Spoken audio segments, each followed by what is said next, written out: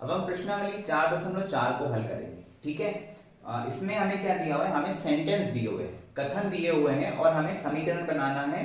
और समीकरण में जो अज्ञात संख्या है, ठीक है, जो भी अननोन है उसका मान निकालना है। तो समीकरण कैसे बनाना है कथनों से हम प्रश्नावली 4.1 में देख चुके हैं। ठीक है, 4.1 में और 4.2 में हमने ये दिखा दिया कैसे हम समीकरण बनाते हैं, कथनों से समीकरण बनाते हैं, समीकरण से कथन बनाते हैं। तो यहाँ पे हम वही चीज करेंगे, हमें कुछ कथन दिए हुए हैं, कुछ सेंटेंस दिए हुए हैं, तो हम उसकी समीकरण बनाएंगे और उसमें जो संख्या हमें निकालनी है उसका हम मान निकालेंगे। ठीक है, तो हम पहला प्रश्न देखते हैं 4.1 का। क्या है प्रश्न? निम्नलिखित स्थितियों के लिए समीकरण बनाइए, फिर उन्हें हल करके अज्ञात संख्याएं ज्ञात कीजिए। हमें कुछ कथन दिए हुए हैं, कुछ सेंटेंस दिए हुए हैं, तो उनका हमें समीकरण बनाना है और फिर अज्ञात संख्याएं ज्ञात करनी है। इसका ए प्रश्न क्या है? एक संख्या के 8 गुने में 4 जोड़िए और आपको 60 प्राप्त होगा। ठीक है, एक संख्या के 8 गुने में 4 जोड़िए तो आपको 60 प्राप्त होगा। तो हमें संख्या नहीं पता, तो हम क्या करेंगे, माना संख्या x है। ठीक है, ये क्वेश्चन ए वाला प्रश्न है। ठीक है,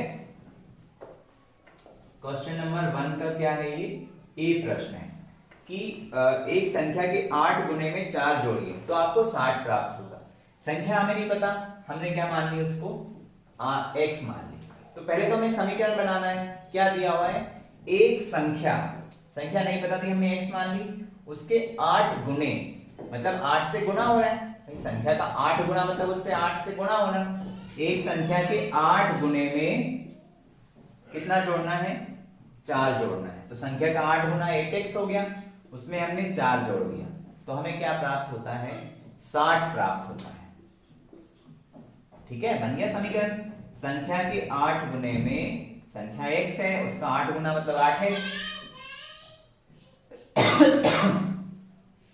संख्या x है, उसका 8 गुना मतलब 8x, उसमें हमने 4 जोड़ दिया, तो हमें क्या प्राप्त हो गया, 60 प्राप्त हो गया। तो हमें x का मान निकालना है, तो समीकरण हल करना हम जानते हैं। अभी हमने देखा प्रश्नावली 4.3 में कि समीकरण को कैसे हल करते हैं।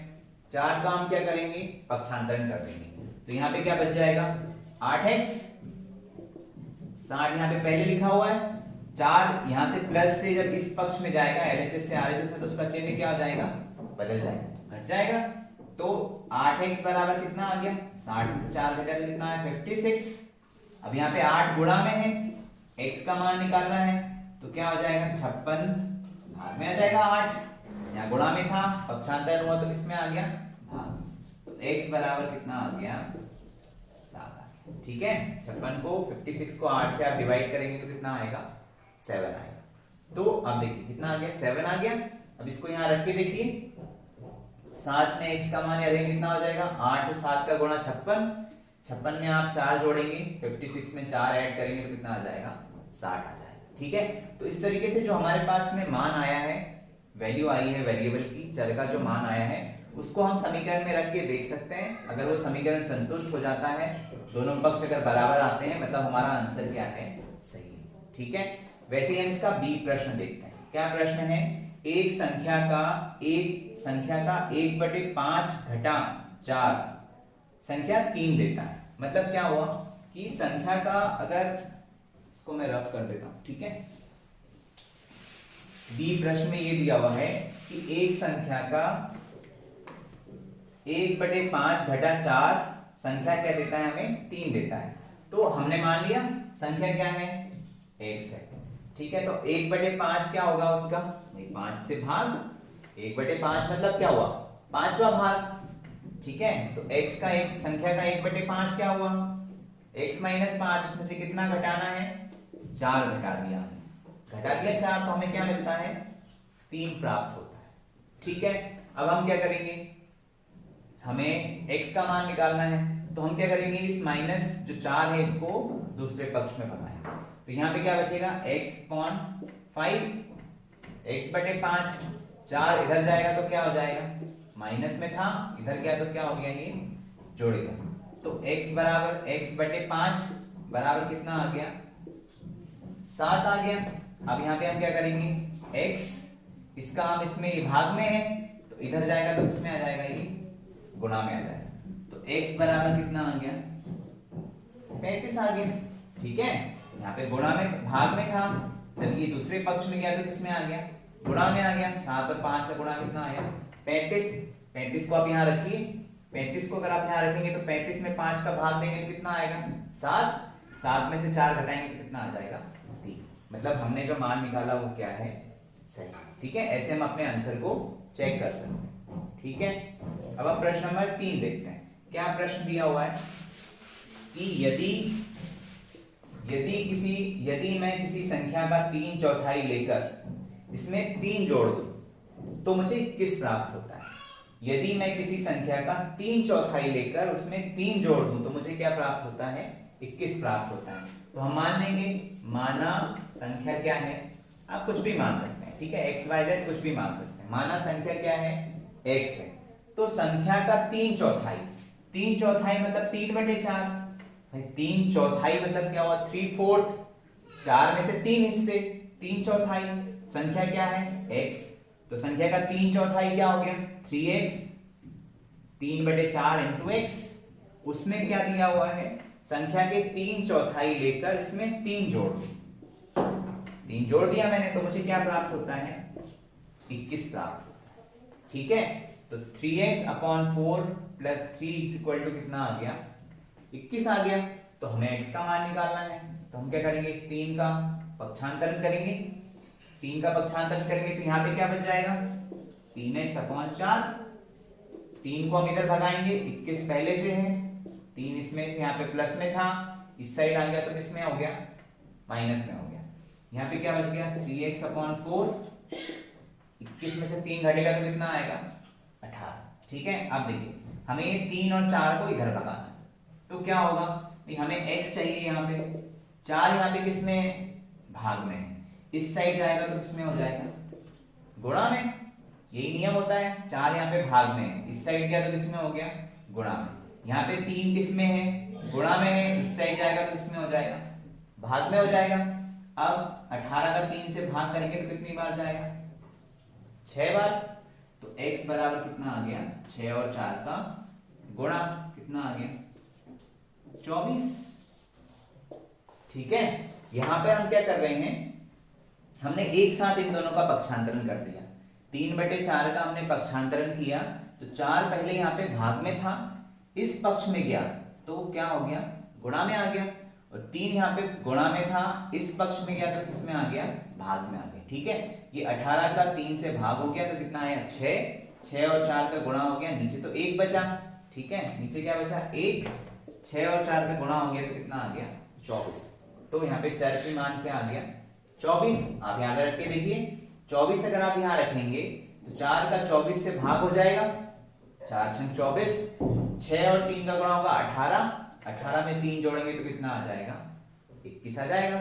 ठीक है, 24 यहाँ पे रखेंगे तो 4 24, 24 में 4 का भाग होगा तो 6 आएगा, 6 और 3 का गुणा 18, 18 में 3 जोड़ेंगे तो कितना आ जाएगा 21 आ जाएगा। ठीक है, तो ये समीकरण संतुष्ट हो गया, सेटिस्फाई हो गया इक्वेशन। यहाँ पे हमने x की वैल्यू रखी तो ये समीकरण LHS बराबर RHS हो गया, LHS बराबर RHS हो गया, तो ये समीकरण क्या हो गया संतुष्ट हो गया। ठीक है, सेटिस्फाई हो गया। तो ऐसे हम समीकरण को सेटिस्फाई करके देख सकते हैं कि हमने जो वैल्यू निकाली वो सही है कि नहीं। ठीक है, तो ऐसे ही आप इसके बाकी के प्रश्नों को हल कर सकते हैं। ठीक है, आप जैसे इसका जी वाला एक और प्रश्न हम देखते हैं कि क्या दिया हुआ है जी वाला प्रश्न। जी प्रश्न में दिया हुआ है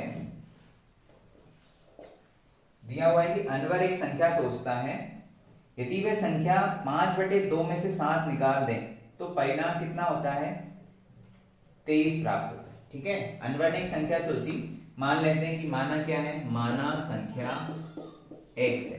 ठीक है, माना संख्या क्या है x है। तो संख्या उसने सोची, उसने ये लिखा है कि वह इस संख्या के 5/2, इस संख्या के 5/2, इस संख्या का 5/2 क्या होगा भाई 5/2 इंटू x, इस संख्या का 5/2 यही होगा 5x/2। इस संख्या के 5/2 में से 7 निकाल दे, निकालना मतलब घटाना, तो 5/, इस संख्या के 5/2 में से अगर 7 निकाल दे तो क्या प्राप्त होता है 23 प्राप्त होता है। ठीक है, संख्या दी है हमने, मान लिया x, इस संख्या के 5/2 मतलब 5x/2, उसमें से 7 निकाल दे तो क्या प्राप्त होता है, 23 प्राप्त होता है। तो क्या होगा, अब हम x का मान निकालेंगे तो क्या होगा, 5x/2, ये 7 माइनस में था, इधर जाएगा तो क्या हो जाएगा, जुड़ जाएगा। तो कितना है, 5x/2, 23 और 7 कितना हो गया, 30। ठीक है, अब इन दोनों का हम उधर भगाएंगे। ठीक है, तो हमें क्या बचेगा, यहाँ पे x क्या हो जाएगा, 30 पहले से है, 2 गुणा भाग में था तो गुणा में हो जाएगा, 5 किसमें है, गुणा में है, तो यहाँ पे क्या हो जाएगा, भाग में हो जाएगा। ठीक है, ये 5/2 इधर गया तो पलट गया, 2/5 हो गया, 2 का ऊपर गुणा हो गया, 5 का नीचे भाग हो गया। अब 30 में 5 का भाग करिए, कितनी बार जाएगा, 6 बार। तो क्या हो गया, 6 और 2 का गुणा करेंगे तो कितना आएगा, नीचे बचा 1, और 6 और 2 का गुणा किया तो कितना आ गया, 12। ठीक है, तो क्या आ गई, अनवर ने कौन सी संख्या सोची थी, 12। 12 को आप यहाँ रखिए, 12 को आप यहाँ रखेंगे तो 12 का 2 से भाग होगा तो कितना हो जाएगा, 6, 6 और 5 का गुणा हो गया 30, 30 में से 7 घटाएंगे तो कितना आएगा, 23। ठीक है, समीकरण संतुष्ट हो गया, मतलब हमने जो मान निकाला वो क्या है, सही। ठीक है, अब हम 4.4 का दूसरा प्रश्न देखते हैं। ठीक है, इसमें पहला जो प्रश्न है, अध्यापिका बताती है कि उनकी कक्षा के एक विद्यार्थी द्वारा प्राप्त किए गए अधिकतम अंक प्राप्त किए गए न्यूनतम अंक का दुगुना है, प्राप्त किए गए अधिकतम अंक 87 हैं, तो प्राप्त किए न्यूनतम अंक क्या होंगे। देखिए, ये वाला जो प्रश्न है, ये हम 4.1 में जो छठवां प्रश्न था उसमें हम इसका समीकरण पहले ही बना चुके हैं। ठीक है, इसका जो 4.1 प्रश्नावली है उसमें आपने देखा होगा कि हम इसका समीकरण हल कर चुके हैं, मतलब समीकरण हम बना चुके हैं। तो हम वहां से समीकरण हमने जो बनाया था वही समीकरण हम यहाँ बनाएंगे और फिर हम उसको हल करेंगे। तो ये प्रश्न आप वहां से समीकरण कैसे हमने बनाया था उसको आप रिवाइज करके आप इसमें जो न्यूनतम अंक है उसकी वैल्यू निकालेंगे। ठीक है, हम इसका दूसरा प्रश्न देखते हैं। दूसरा प्रश्न क्या है, किसी समद्विबाहु त्रिभुज में आधार कोण बराबर होते हैं। ठीक है, ये समद्विबाहु त्रिभुज का गुण होता है। समद्विबाहु त्रिभुज मतलब समद्विबाहु का मतलब होता है जिसकी दो भुजाएं बराबर होती हैं। द्वि मतलब दो, सम मतलब बराबर, बाहु मतलब भुजा। ठीक है, तो समद्विबाहु त्रिभुज का मतलब क्या होता है, जिसकी दो भुजा बराबर होती हैं, तो उसके आधार कोण क्या होते हैं, हमेशा बराबर होते हैं। ठीक है, जैसे ये एक समद्विबाहु त्रिभुज है, इसकी ये दोनों भुजाएं बराबर हैं, तो आधार कोण मतलब ये वाले कोण। ठीक है, जब हम ज्योमेट्री पढ़ेंगे, त्रिभुजों के बारे में पढ़ेंगे तो हमें और समझ में आएगा। अभी हमें सिर्फ इतना समझना है कि जो समद्विबाहु त्रिभुज होता है उसके दोनों कोण क्या होते हैं, बराबर होते हैं। शीर्ष कोण मतलब ये ऊपर वाला कोण। ठीक है, ये हमें दिया हुआ है कि 40 डिग्री सेल्सियस, 40 डिग्री है। ठीक है, शीर्ष कोण कितना है, 40 डिग्री है। तो इस त्रिभुज के आधार कोण क्या होंगे भाई, हमें ये मालूम है कि त्रिभुज के तीनों कोणों का योग क्या होता है, 180 डिग्री होता है। तो हम ये मान लेते हैं कि ये क्या है, x अंश है, तो ये भी कितना होगा, x अंश है। हमें पता है कि त्रिभुज के तीनों कोणों का योग कितना होता है, 180 अंश होता है। ठीक है, ये हमें प्रश्न में भी दिया हुआ है कि आपको ज्ञात है कि त्रिभुज के तीनों कोणों का योग कितना होता है, 180 होता है। तो तीनों कोण कौन कौन से हैं, x, दूसरा क्या है x, तीसरा क्या है 40, बराबर कितना होगा 180। ठीक है, तो x और x जोड़ जाएंगे तो कितने x हो गए, 2x, यहाँ पे कितना है 40। ठीक है, बराबर कितना है 180। ठीक है, अब हम क्या करेंगे, इस 40 का पक्षांतरण करेंगे, यहाँ पे जोड़ रहा है, इस पक्ष में जाएगा तो क्या हो जाएगा, घट जाएगा। तो कितना आ गया, ये यहाँ पे प्लस में था, इस पक्ष में गया तो घट गया, तो 2x बराबर कितना बचा 140। अब हमें x निकालना है तो 2 का पक्षांतरण करेंगे, 140/2, तो x बराबर कितना आ जाएगा 70। ठीक है, 7 का 2 का इसमें भाग देंगे कितना आएगा 70। ठीक है, तो ये वाला कोण 70 डिग्री, 70 अंश 70 डिग्री, ये भी 70 डिग्री, और ये कितना हो गया 40 डिग्री। अब जोड़िए 70 70 140, 140 और 40 कितना हो गया 180। ठीक है, तो हमने जो वैल्यू निकाली वो क्या है, सही। ठीक है, अब ऐसे ही हम इसका तीसरा प्रश्न देखते हैं, सी वाला प्रश्न। क्या प्रश्न है? तीसरा प्रश्न है, तीसरा प्रश्न है कि सचिन द्वारा बनाए गए रनों की संख्या राहुल द्वारा बनाए गए रनों की संख्या की दोगुनी है। उन दोनों ने मिलकर बनाए गए कुल रन एक दोहरे शतक से 2 रन कम है। प्रत्येक ने कितने रन बनाए? ठीक है, प्रश्न आसान है। सचिन द्वारा बनाए गए रनों की संख्या राहुल द्वारा बनाए गए रनों की संख्या से कितनी है? दोगुनी है। तो हम मान लेंगे, किसकी संख्या मानेंगे भाई? सचिन द्वारा बनाए गए संख्या की जो रनों की संख्या है वो राहुल के रनों की संख्या से 2 गुनी है, तो हम राहुल का मानेंगे। माना राहुल द्वारा बनाए गए रन, ठीक है, बनाए गए रनों की संख्या क्या मान लिया हमने? x मान लिया। ठीक है, हमने मान लिया कि राहुल द्वारा बनाए गए रन कितने हैं? x है। ठीक है, तो सचिन द्वारा कितना होगा? ये इसलिए का चिन्ह होता है, ठीक है, इसलिए क्या हो जाएगा? प्रश्न में ही हमें दिया हुआ है सचिन द्वारा बनाए गए रनों की संख्या कितनी होगी? दिया हुआ है कि सचिन द्वारा बनाए गए रनों की संख्या राहुल द्वारा बनाए गए रनों की संख्या की दोगुनी है। मतलब इसने अगर x बनाए तो इसने कितने x बनाए? 2x बनाए, दोगुनी है। फिर दिया है कि दोनों को मिलाकर जो रन बनाए हैं, इन दोनों ने मिलकर जो रन बनाए, मिलकर कितने रन बनाए? राहुल ने x और सचिन ने कितने बनाए? 2x। इन दोनों ने मिलकर जो रन बनाए हैं वो दोहरे शतक से, दोहरा शतक मतलब 200 से 2 कम है। दोहरे शतक से 2 कम मतलब क्या होता है? -2। भाई दोहरा शतक उसमें से 2 कम, हम इसको डायरेक्ट 198 भी लिख सकते हैं। ठीक है, दोहरे शतक से 2 कम का मतलब क्या हो गया? 198। ये कितना हो गया? 2x और 1x कितना हो गया? 3x। यहाँ पे कितना है? 198। अब हमें x का मान निकालना है, तो 3 का हम क्या कर देंगे? पक्षांतरण कर देंगे। तो यहाँ पे गुणा में था, तो यहाँ पे क्या आ जाएगा? भाग में आ जाएगा। तो x बराबर कितना आ गया? 6। यहाँ पे कितना आ गया? 6। ठीक है, 3 छंग 18, 3 छंग 18, तो x का मान कितना आ गया? x। ठीक है, तो क्या आ गया? राहुल ने कितने रन बनाए? 66 रन बनाए। सचिन ने क्या बनाया? उससे डबल बनाएगा, तो कितना हो जाएगा? 2x। ठीक है, अब इसमें 2 का गुणा करेंगे तो क्या आ जाएगा? 132, 132। तो सचिन ने कितने रन बनाए? 132 रन बनाए। ठीक है, तो ऐसे हमने इस समीकरण को हल कर दिया। अब इसमें हमें बताएं कि प्रत्येक ने कितने रन बनाए, तो हम क्या लिख देंगे? राहुल के रनों की संख्या, ठीक है, कितनी आ गई? 66। और सचिन के रनों की संख्या कितनी हो जाएगी?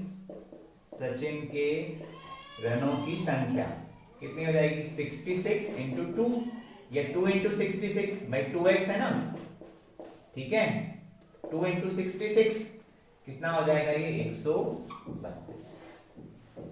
ठीक है, तो ऐसे हमने निकाला कि राहुल ने कितने रन बनाए और सचिन ने कितने रन बनाए। ठीक है, अब हम प्रश्नावली 4.4 का तीसरा प्रश्न करेंगे। ठीक है, पहला प्रश्न क्या है? इरफान कहता है कि उसके पास परमीत के पास इतने कंचे हैं, उनके 5 होने से 7 अधिक कंचे हैं। इरफान के पास 37 कंचे हैं, तो परमीत के पास कितने कंचे होंगे? ठीक है, ये प्रश्नावली 4.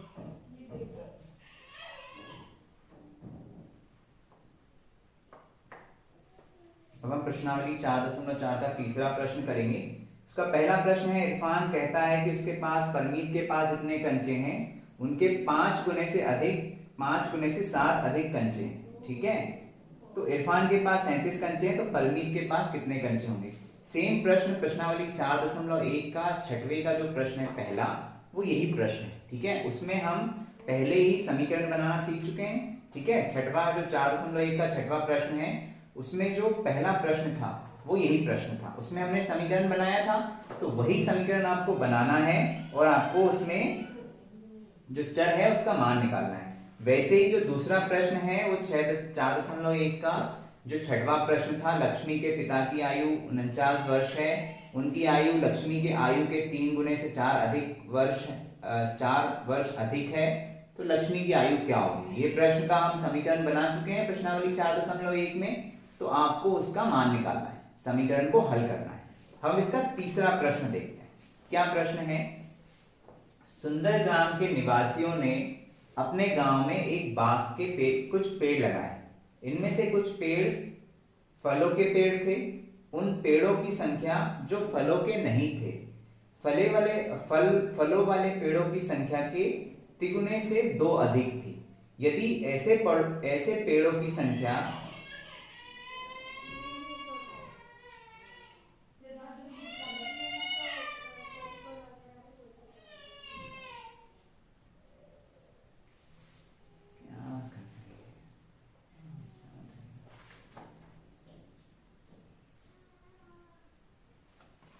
अब हम इसका तीसरा प्रश्न देखेंगे। ठीक है, तीसरा प्रश्न क्या है, सुंदर ग्राम के निवासियों ने अपने गांव में एक बाग में कुछ पेड़ लगाए।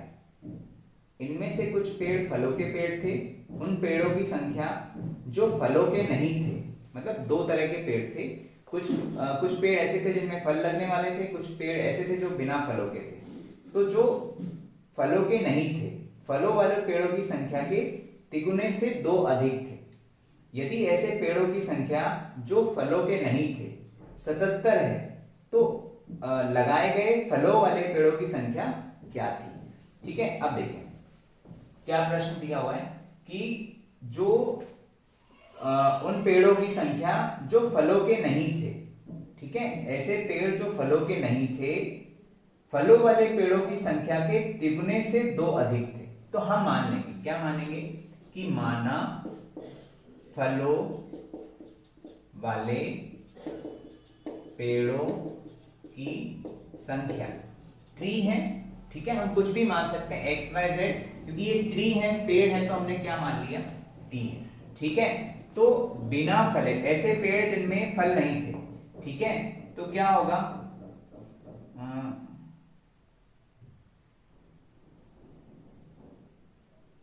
जो फलों के नहीं थे। ठीक है, जो फलों के नहीं थे ऐसे पेड़ों की संख्या क्या दी हुई है हमें, 77 दी हुई है।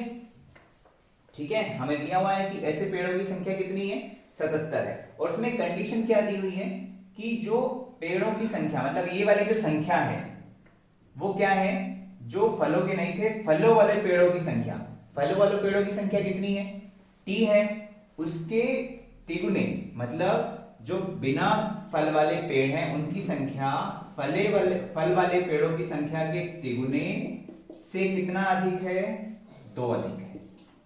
ये दिया हुआ है भाई, जो बिना फल वाले पेड़ हैं उनकी संख्या जो फल वाले पेड़ हैं उनकी संख्या के तिगुने। ठीक है, फल वाले पेड़ों की संख्या टी है, उसका तिगुना कितना हो गया, 3t, उससे 2 अधिक कितना हो गया, 2t। कितनी है वो संख्या, 77 है। ठीक है, जो फलों के नहीं थे ऐसे पेड़ों की संख्या में 77 दी हुई है, और हमें कंडीशन क्या दी है कि फलों के पेड़ों की संख्या के तिगुने, ठीक है, जो फल वाले पेड़ हैं उसके तिगुने से 2 अधिक है वो। ठीक है, तो 3t + 2 बराबर कितना आ गया, 77। तो हमें t का मान निकालना है, तो यहाँ पे क्या बचेगा, t, 2 क्या हो जाएगा, इधर पक्षांतरण हो गया इसका, तो यहाँ प्लस में था, इधर क्या हो गया, माइनस में। तो 3t बराबर कितना आया, 75। ठीक है, 77 में से तो t बराबर कितना आएगा, 75/3। तो t बराबर कितना आ गया, 25 आ गया। ठीक है, आ गया। 75 में 3 का भाग देंगे तो कितना आ गया, 75 आ गया, सॉरी 25 आ गया। तो फलों वाले पेड़ों की संख्या कितनी आ गई, 25 आ गई। भाई अब इसमें 3 यहाँ पे रख के देख लीजिए, 3 इसमें 25 में रखिए, कितना हो गया, 75। 75 में 2 जोड़ेंगे तो कितना आ जाएगा, 77। 77 आ गया। 25 × 3 कितना हो गया, 75। 75 + 2 कितना आ गया, 77। तो हमने क्या निकाला कि फलों वाले पेड़ों की संख्या कितनी है, 25 है। ठीक है। अब प्रश्नावली 4.4 का चौथा और आखिरी प्रश्न क्या है? निम्नलिखित पहेली को हल कीजिए। मैं एक संख्या हूं, मेरी पहचान बताओ। मुझे 7 बार लो और एक 50 जोड़ो। एक तिहरे शतक तक पहुंचने के लिए आपको अभी भी 40 चाहिए। तो क्या मानेंगे भाई? मान ली मैंने, क्या माना? वो माना संख्या क्या है? माना संख्या x है। ठीक है। पहेली क्या है कि मैं एक संख्या हूं, हमें नहीं पता वो संख्या क्या है। संख्या x है, हमने मान लिया। मेरी पहचान बताओ, हमें बताना है कि वो संख्या कौन सी है। मुझे 7 बार लो, 7 बार लेंगे तो क्या हो जाएगी? वो 7x हो जाएगी। भाई 7 बार लेना है, x को 7 बार जोड़ेंगे तो कितने x हो जाएंगे? 7x हो गए। फिर उसमें मुझे 50 जोड़ना है। मुझे क्या जोड़ो? 50 जोड़ो। 50 जोड़ दिया हमने, जैसा वो बोल रही है। एक तिहरे शतक तक पहुंचने के लिए अभी भी 40 चाहिए। मतलब अगर इसमें हम 40 और जोड़ेंगे तो कहां पहुंच जाएंगे? तिहरे शतक तक पहुंच जाएगी। तिहरा शतक मतलब 300। ठीक है। तो एक संख्या हूं, मैं एक संख्या हूं, हमने मान लिया कि वो संख्या x है। मुझे 7 बार लो, तो 7 बार ले लिया हमने उसको। मुझ में 50 जोड़ो, 50 जोड़ दिया। फिर बोल रही कि मुझे अगर 300 तक पहुंचना है, तिहरे शतक तक पहुंचना है, तो क्या करना पड़ेगा? उसमें 40 और चाहिए उसको, तो हमने 40 और दे दिया उसको। तो कितना आ गया? 300। अब हम हल करेंगे इसको तो कितना हो जाएगा? 7x 50 और 40 कितना हो गया? 90। यहाँ पे कितना है? 300। अब हम क्या करेंगे? इन दोनों को हल करेंगे इनको। तो 90 का इधर क्या हो जाएगा? पक्षांतरण। तो 300 में से क्या हो जाएगा? 90 सब्ट्रैक्ट हो जाएगा। तो क्या बचेगा? 7x। यहाँ पे कितना आ गया? इसमें से घटाएंगे तो कितना बचेगा? 210। x बराबर क्या आ जाएगा? 210। 7 का इधर पक्षांतरण हो गया, तो क्या आ गया? x बराबर 30। ठीक है, यहाँ पे गुणा में था, यहाँ भाग में हो गया। 210 को आप 7 से भाग करेंगे तो 7 के 21 और 0, तो x बराबर क्या आ गया? 30 आ गया। तो वो संख्या क्या है? 30 है। 30 आप यहाँ रखिए। 7 के 21, 210, उसमें 50 जोड़िए और 40 जोड़िए। तो 210 में 50 और 40 90 जोड़ेंगे तो कितना आ जाएगा? 300 आ जाएगा। ठीक है। तो इस तरीके से हमने अध्याय 4.4 पूरा पढ़ा। उसमें हमने देखा कि समीकरण क्या होते हैं और समीकरणों को कैसे हल करते हैं। हमने 2 मेथड पढ़ी। इसमें जो पक्षांतरण वाली विधि है, इसको हम अगली कक्षाओं में भी यूज करेंगे, कक्षा 8वीं में, और ये चैप्टर बहुत इंपॉर्टेंट है। इसको आप बार बार रिवाइज करिए और आपको समीकरण बनाना और समीकरणों को हल करना आना चाहिए। ठीक है।